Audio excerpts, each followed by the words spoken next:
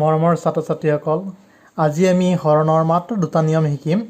এই দুটা নিয়ম নজনাৰ কাৰণে তোমালোকৰ হৰণ অংক বহুত ভুল হয়। এই দুটা নিয়ম জানিলে আৰু তোমালোকৰ হৰণ অংক ভুল হোৱাৰ সম্ভাৱনা প্ৰায় নাথাকিব। প্ৰথমতে আহাচোন ভুলনো কেনেকৈ কৰে সেইটোকে চাওঁ। এই প্ৰথম অংকটো কৰোঁতে আধেৰে 16ক আমি হৰণ কৰোঁতে 8 দুগুণ 16 কৰিব।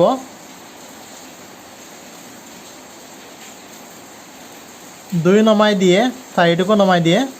তাৰপিছত 24 কৰোঁতে 8 3 গুণ 24, যিটো নেকি সম্পূৰ্ণ ভুল। দ্বিতীয় অংকটো কৰোঁতে 9 7 গুণ 63,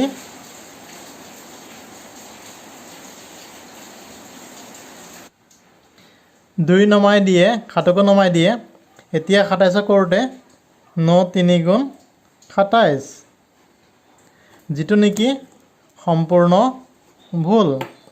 আকৌ তৃতীয় অংকটো কৰোঁতে কেনেকৈ কৰে, 7 এগুণ 7, 1 নমাই দিব 8কো নমাই দিব। 7 দুগুণ 14, 8ৰ পৰা 4 গ'লে 4। তাৰপিছত ক'ব 12 হ'ল ভাগফল, 4 হ'ল ভাগশেষ, কিন্তু এইটো সম্পূৰ্ণ ভুল। তাৰপিছত এই অংকটো কৰোঁতে কেনেকৈ ভুল কৰে আমি চাওঁ। 7ৰে 14 কৰোঁতে 7 দুগুণ 14, 2 নমাই দিয়ে 8কো নমাই দিয়ে। তাৰপিছত 7 4 গুণ 28, এইটো সম্পূৰ্ণ ভুল। তাৰোপৰি এইটো কৰোঁতে কেনেকৈ কৰে, 8 3 গুণ 24, 2 নমাই দিব আৰু 2 ভাগশেষ বুলি ক'ব, 3 ভাগফল বুলি ক'ব, এইটোও সম্পূৰ্ণ ভুল। তাৰোপৰি এইটো কেনেকৈ কৰিব, 7 9 গুণ 63, 6 নমাই দিয়ে। এতিয়া এই 6টোক ক'ব 6 হ'ল ভাগশেষ 9 ভাগফল, এইটো সম্পূৰ্ণ ভুল। এতিয়া এইকেইটা অংক কেনেকৈ ভুল কৰে আমি চাওঁ। 9ৰে 45ক 9 5 গুণ 45, 2 নমাই দিয়ে 3কো নমাই দিয়ে। এতিয়া 9 দুগুণ 18, 23ৰ পৰা 13ৰ পৰা 8 গ'লে 5। তাৰপিছত ক'ব 52 হ'ল ভাগফল, 5 হ'ল ভাগশেষ, কিন্তু এইটো সম্পূৰ্ণ ভুল। তাৰোপৰি এই অংকটো ক'ব কেনেকৈ কৰে তেওঁলোকে, 9ৰে 36ক 4 বাৰ, 9 4 গুণ 36, 4 নমাই দিয়ে 8কো নমাই দিব। 9 5 গুণ 45,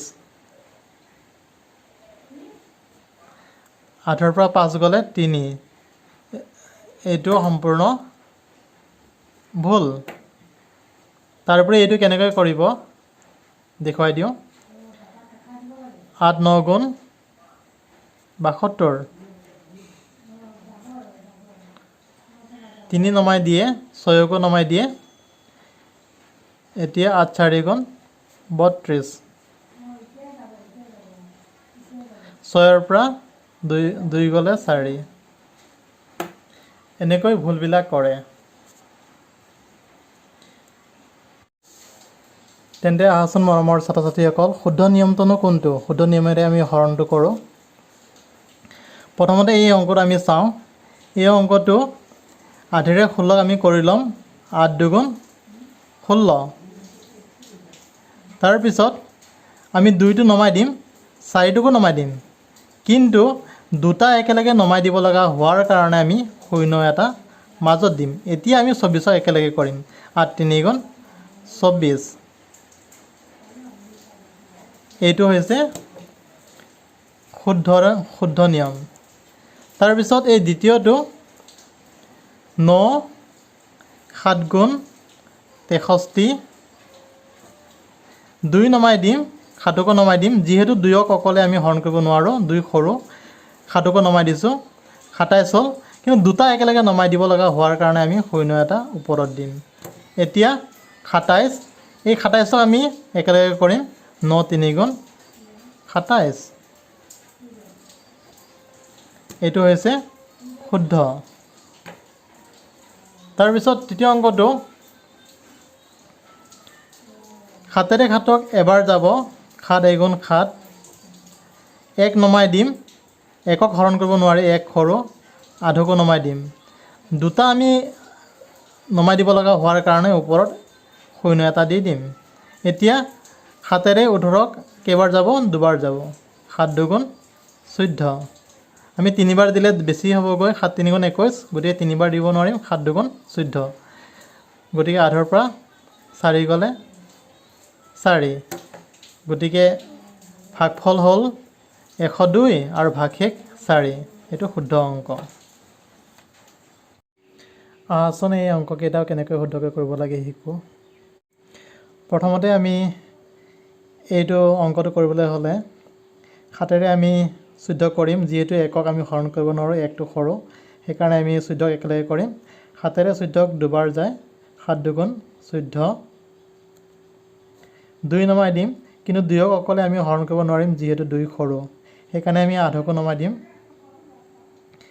এতিয়া দুটা একেলগে নমাই দিব লগা হোৱাৰ কাৰণে আমি ওপৰত শূন্য এটা দি দিম এতিয়া 28ক কেইবাৰ যায় 7 4 গুণ 28 হৈ গ'ল এইটো শুদ্ধ অংক শুদ্ধ হৈছে তাৰোপৰি এইটো পিছৰটো 8 24ক 8 3 গুণ 24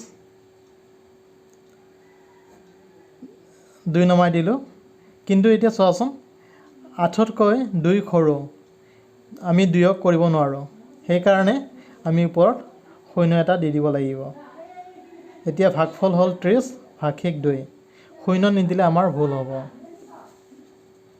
এতিয়া এই পিছৰ অংকটো 7 63ক আমি হৰণ কৰিব লাগে 7 63ক 7 9 গুণ 63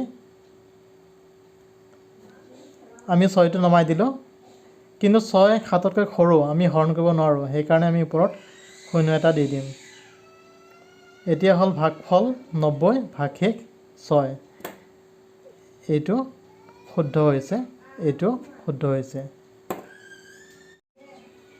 ইয়াৰ পিছৰ অংকটো আমি চাওঁ 9 আমি 4ক কৰিব নোৱাৰোঁ 4টো সৰু একেলগে 45ক কৰিব লাগিব 9 5 গুণ 45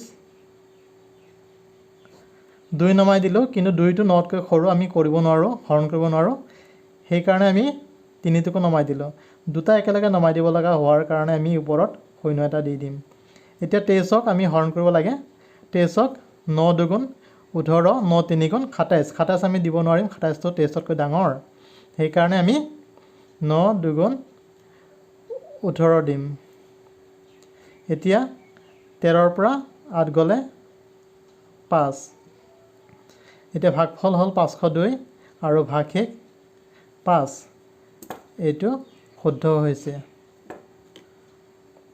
তাৰপিছত পিছৰ অংকটো 9 আমি 36ক কৰিব লাগে 9 4 গুণ 36